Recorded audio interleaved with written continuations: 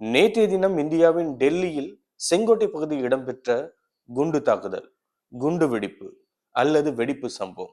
இன்று வரைக்கும் இந்த கேள்விகள் வந்து கொண்டே இருக்கின்றது. நேற்று நடந்த சம்பவம் இன்று வரைக்கும் இது குண்டு வெடிப்பா அல்லது வெடிப்பு சம்பவமா, இன்னும் என்ன நடந்தது என்பதை உத்தியோகபூர்வமாக அரசு தரப்பால் வெளியிடப்படவில்லை. ஆனாலும் கொஞ்சம் கொஞ்சம் தகவல்கள் வெளிவந்து கொண்டிருக்கின்றது.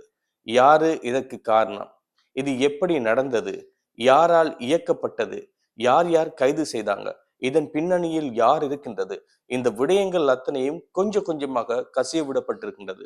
ஆனால் உத்தியோகபூர்வ அறிக்கை இதுவரைக்கும் வெளியாகவில்லை. உண்மையில் நடந்தது என்ன, முழுமையாக பார்க்கலாம். நேற்றைய தினம் ஒரு வெடிப்பு சம்பவம் இடம்பெறுது. அதுவும் ஒரு காரில் வெடிப்பு சம்பவம் இடம்பெறுது. அது ஆரம்பத்தில் கார் வெடிப்பு சம்பவமாக பதிவு செய்யப்பட்டது. பிறகு அது ஒரு குண்டு வெடிப்பு சம்பவமாக பதிவு செய்யப்பட்டது. ஆனால் கார் வெடிப்பு சம்பவம், குண்டு வெடிப்பு சம்பவம், இந்த இரண்டும் இன்னும் இருக்கிறது. இதை கொஞ்சம் பார்க்கிற நேரம் 13 பேர் உயிரிழந்திருப்பதாக தகவல் வந்திருக்கின்றது.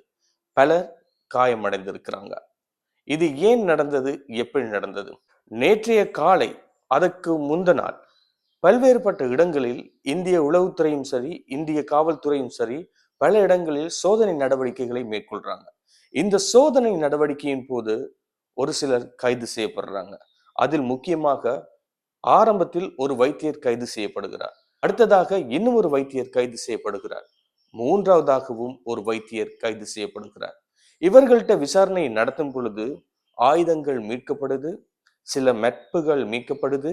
அது மட்டுமல்லாமல் இவர்கள் மிகப்பெரிய ஒரு தாக்குதலை மேற்கொள்ள தயாராக இருப்பதாகவும் தகவல்கள் வெளியாகுது. கிட்டத்தட்ட 2900 கிலோ வெடிப்பொருட்கள், வெடிகுண்டை வெடிக்க வைப்பதற்கான வெடிப்பொருட்கள் மீட்கப்படுது. சும்மா யோசிச்சு பாருங்க. ஏற்கனவே இந்த கார்ல வெடிப்பு சம்பவம் இடம்பெற்றதே மிகப்பெரிய ஒரு பேரழிவை ஏற்படுத்தி இருக்கின்றது. 13 பேர் உயிரிழப்பு, பலர் காயமடைந்தாங்க.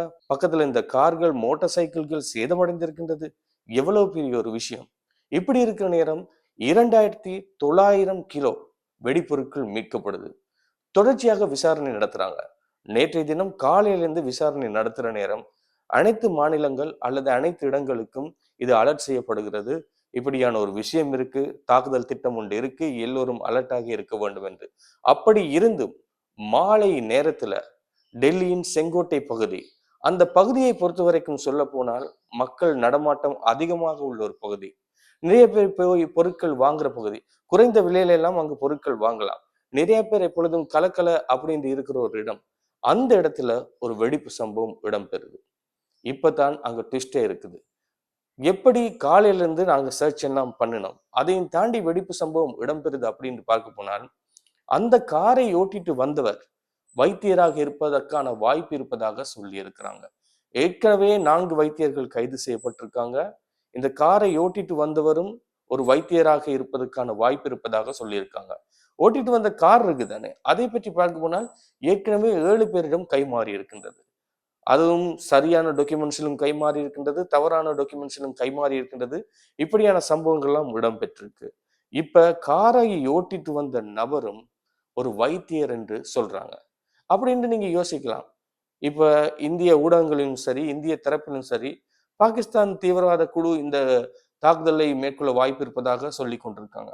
ஆனால் உண்மையாக எந்த தீவிரவாத குழு இந்த தாக்குதலை நடத்தினாலும், இந்த தாக்குதலை நடத்தியவர்கள் அனைவரும் இந்தியர்களே. வேறு நாட்டிலிருந்து நடத்தவில்லை. இந்தியாவில் இருக்கும் நபர்கள், இந்திய குடியுரிமை பெற்றவர்கள் தான் இந்த தாக்குதலை தங்கள் நாட்டிலே நடத்தி இருக்கிறாங்க. ஆனால் இந்த தாக்குதலை நடத்துறதுக்கு திட்டமிட்டது யார் என்பது தான் இங்கு கேள்விக்குறியாக இருக்கின்றது. பொதுவாக நாங்கள் ஒரு விஷயம் சொல்ல வேண்டும். இன்னொரு நாட்டில் உள்ள தீவிரவாத குழு அல்லது இன்னொரு நாடு இதில் தலையிட்டு இருந்தால், ஒரு நாட்டில் குண்டு வைக்கும் பொழுது அந்த நாட்டில் நபர்கள், அந்த நாட்டின் குடியுரிமை பெற்ற நபர்களை இலக்கு வைத்து அல்லது அவர்களை பயன்படுத்தி தாக்குதல் நடத்தும் பொழுது நிச்சயமாக இலகுவாக கண்டுபிடிக்க முடியும் இவர்கள் இந்த நாட்டை சேர்ந்தவர்கள் தான் என்பது. ஆனால் இங்கு குண்டு வைத்தவர்கள் அல்லது சந்தேகப்படுபவர்கள் அனைவரும், கைது செய்யப்பட்ட அனைவரும் இந்திய குடியுரிமை பெற்றோர்கள் என்பது முக்கியமான விஷயம். இவர்களிடமிருந்து இவர்கள் கைதானதுக்கு பிறகு ஆயுதங்கள் மீட்கப்படுது, குண்டு வெடிப்பதற்கான வெடிப்பொருட்கள் மீட்கப்படுது, இவர்கள் தொடர்பான ஒரு நெட்வொர்க் தெரிய வருது. இப்படியான விஷயங்கள் தான் இடம்பெற்றிருக்கு. இந்த குண்டு வைத்தவர் ஏன் வைத்திருக்கிறார் அல்லது தற்கொலை குண்டுதாரியா, என்ன நடந்தது என்பதை பார்க்கும் பொழுது, இவர்கள் கைது செய்யப்படும் பொழுது அங்கங்கே டொட்ஸ் வைக்கப்பட்டு கொண்டு வருகிறது. அப்படி வரும் பொழுது ஏற்கனவே 5 வைத்தியர்கள் கைது செய்யப்பட்டிருக்காங்க. இவரும் சிக்குவாரா என்ற ஒரு பயத்துல இவர் காரை கொண்டு போய் குண்டை வெடிக்க வைத்திருக்க வாய்ப்பு இருக்கின்றது. இப்படியான கோணத்திலும் விசாரணை இடம்பெற்றுக் கொண்டிருக்கு. இதுவரைக்கும் அங்கங்கு வரும் செய்திகளை ஒன்றாக தொகுத்து வழங்கி உங்களுக்கு நான் தந்திருக்கின்றேன். உத்தியோகபூர்வமான தகவல்கள் அடுத்தடுத்த நாட்களில் நிச்சயமாக ஒரு ரிப்போர்ட்டாக வெளிவரும். அப்பொழுது முழுமையாக தருகிறேன். ஆனால் தீவிரவாதம் என்பது எங்கு நடந்தாலும் தவறு என்பதை இந்த நேரத்தில் நாங்கள் சொல்லிக் கொள்கிறோம். ஆனால் சில நேரம் அரசியல் காரணங்களுக்காக தீவிரவாதம் இடம்பெறும்.